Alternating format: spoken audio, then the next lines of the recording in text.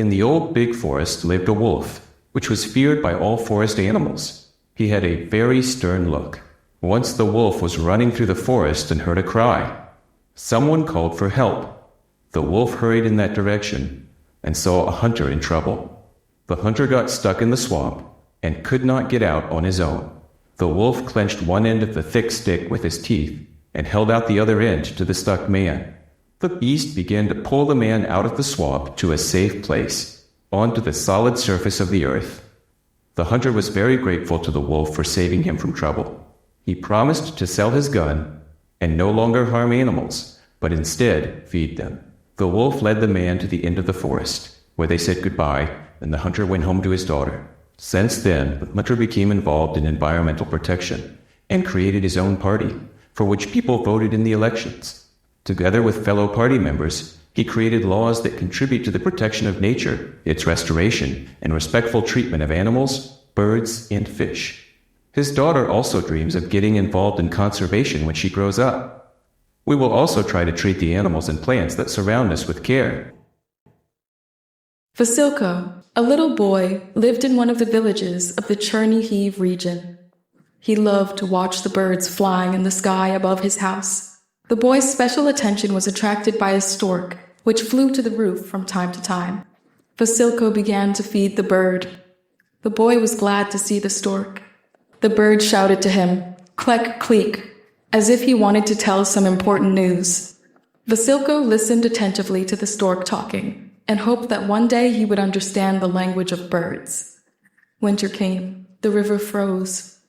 Vasilko saw that the stork was gone. His parents told him that the bird had flown to warm shores to spend the winter.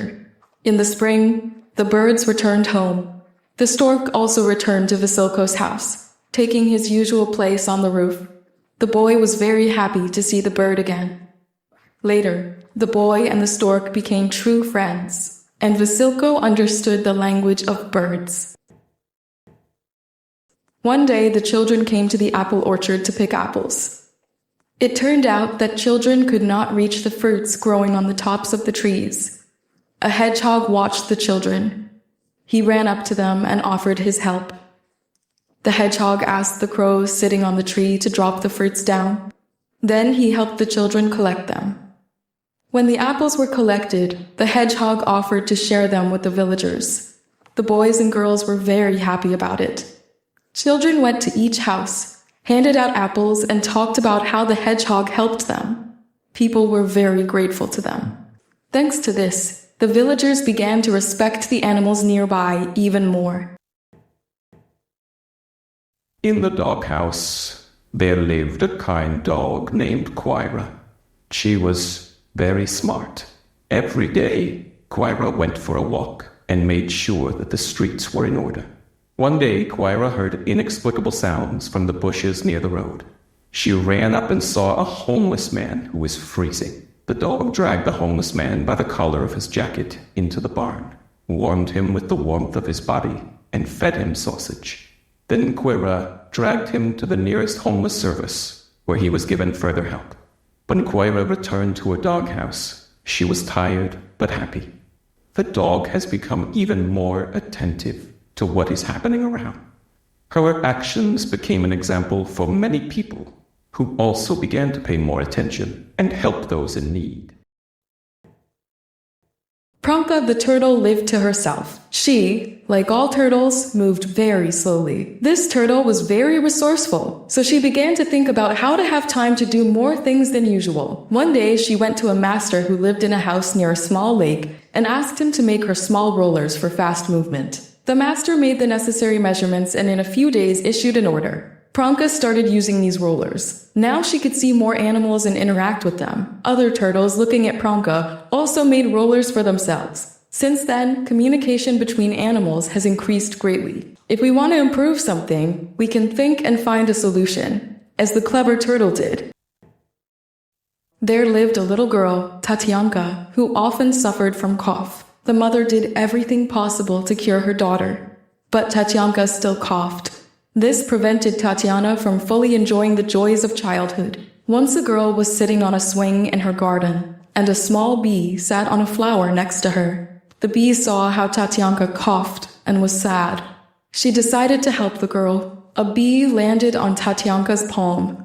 The girl saw that she wanted to tell her something. When Tanya brought the bee to her ear, she heard a soft voice. Dear Tatyanka, I heard that you have cough. I can help you, but I need your faith and cooperation. Take a small glass jar and come with me. Tatyanka looked at the bee in surprise, but her great desire to get well overcame all doubts. Showing the girl the way, the bee flew to her hive for healing unique honey that only she has. She filled the jar with honey and told Tatiana to eat it every day. Tatyanka accepted the honey with great gratitude and began to eat. When the honey ran out, the girl realized that she was breathing freely and not coughing. A cough finally disappeared. The girl shared her joy with her mother, who was also very happy. The mother and daughter decided to plant the flowers necessary for the bee in their garden so that it would be more pleasant for the bee to work. In this tale, we heard about the power of natural medicines and about the desire to help a sick girl. Honey is very useful, although some children may be allergic to it, but this can be detected when you taste honey. The boy Stanislav was very sensitive and loved nature. One summer day, Stanislav was walking in the forest and noticed small snails. There were many of them after the night rain. They crawled along the path where people occasionally passed. The boy was very happy to see calm and peaceful snails. He even greeted them, although he was aware that they might not understand him. Snails moved very slowly. It occurred to Stanislav that people walking along this path might accidentally crush the snails. He began to carry the snails over the edges of the path. In this way, the boy created safe conditions for the snails and accelerated their movement. Then he went on walking, rejoicing in his deed. We can also apply this inspiring example in our lives. In one of the oceans, where the waves sing cheerful songs, there lived a big whale. All the inhabitants of the ocean adored him for his polite behavior and concern for others.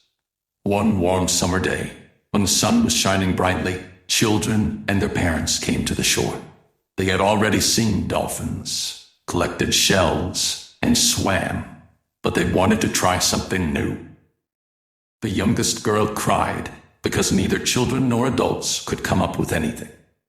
The jellyfish heard this cry and told the whale about it. The whale asked a hand over to the boatman to help bring the children and adults to him.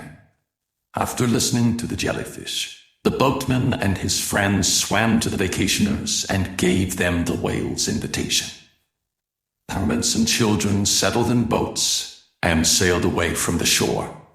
The whale greeted everyone and invited them to sit on his back. He carefully began to roll the whole company and tell them about the ocean. Then the whale returned them to the boats and swam on, releasing a fountain of water in farewell. Already on the shore, the children were very happy for the walk, remembering the whale with a kind word for this ocean journey. The little girl who was crying before was the most happy and smiling. So let's treat the inhabitants of the oceans, seas, and rivers with respect and learn more about the world around us. Good squirrels lived in the forest amicably and cheerfully. One winter, the squirrels noticed that the children from the orphanage, which was not far away, were sad and unhappy. No guests came to them, no one gave them gifts. The squirrels decided to bring more than half of the supply of nuts to the orphanage. The children were surprised. They had happy smiles. Thanks to this act, they realized that even strangers can be kind and bring joy. Later, the children decided to visit the squirrels and thank them for their good attitude. They brought as a gift some delicious apples and candies from the New Year's breakfast. The squirrels saw that the joy of doing good deeds is returned with even greater joy.